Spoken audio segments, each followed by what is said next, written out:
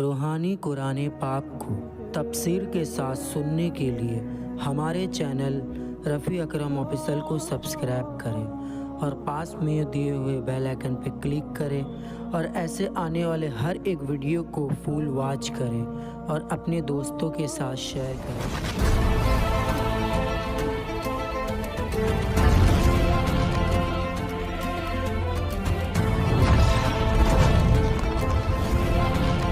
أعوذ بالله من الشیطان الرجیم، پناہ مانگتا ہوں میں اللہ کی شیطان مردود سے۔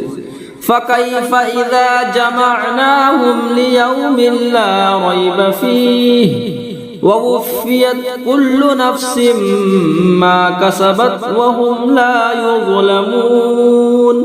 قل اللهم مالك الملك تؤتي الملك من تشاء وتنزع الملك ممن تشاء وتعز من تشاء وتذل من تشاء بيدك الخير إنك على كل شيء قدير۔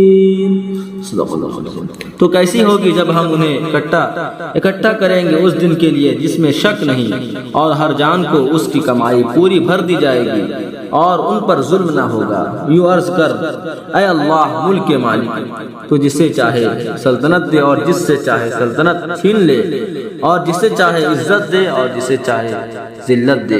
ساری بھلائی تیرے ہی ہاتھ ہے، بے شک تو سب کچھ کر سکتا ہے۔ اس پر یہ یہود پیش میں آئے اور کہنے لگے کہ اس گناہ کی یہ سزا نہیں، آپ نے ظلم کیا۔ حضور صلی اللہ علیہ وسلم نے فرمایا کہ فیصلہ توریت پر رکھو۔ کہنے لگے یہ انصاف کی بات ہے۔ توریت منگائی گئی اور عبداللہ بن سور یا یہود کے بڑے عالم نے اس کو پڑھا۔ اس میں آیت رجم آئی جس میں سنسار کرنے کا حکم تھا۔ عبداللہ نے اس پر ہاتھ رکھ لیا اور اس کو چھوڑ گیا۔ حضرت عبداللہ بن سلام نے اس کا ہاتھ ہٹا کر آیت پڑھ دی۔ یہودی ذلیل ہوئے اور وہ یہودی مرد و عورت جنہوں نے زنا کیا تھا حضور صلی اللہ علیہ وسلم کے حکم سے سنسار کیے گئے۔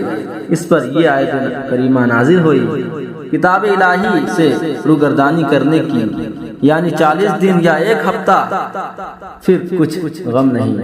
اور ان کا یہ قول تھا کہ ہم اللہ کے بیٹے اور ان کے پیارے ہیں، وہ ہمیں گناہوں پر عذاب نہ کرے گا مگر بہت تھوڑی مدت، اور وہ روز قیامت ہے۔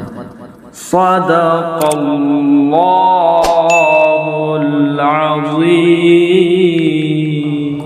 ترجمہ کے ساتھ سننے کے لیے ہمارے چینل رفیع اکرم آفیشل سے جڑے اور پاس میں دیے بیل آئکن پہ کلک کریں اور ہمارے چینل کے آنے والے ہر ویڈیو کو پورے فل واچ